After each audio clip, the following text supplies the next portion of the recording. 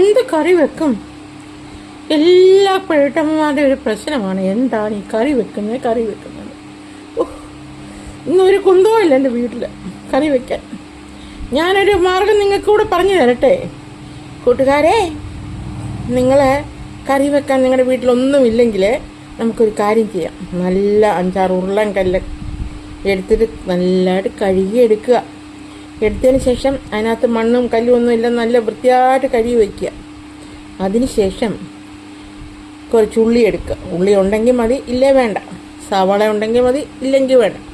പച്ചമുളക് ഉണ്ടെങ്കിൽ മതി, പച്ചമുളക് വേണ്ട. പച്ചമുളക് അരിഞ്ഞ് വയ്ക്കുക.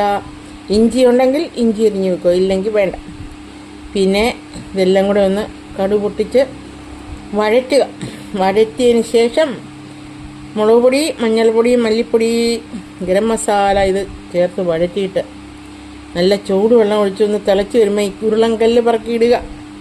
എന്നിട്ട് ചാറ് പറ്റി വരുമ്പോഴേ നമുക്ക് എന്ത് ചെയ്യണം? കുറച്ച് കരിയാപ്പില, മല്ലിയിലൊക്കെ ഇടുക.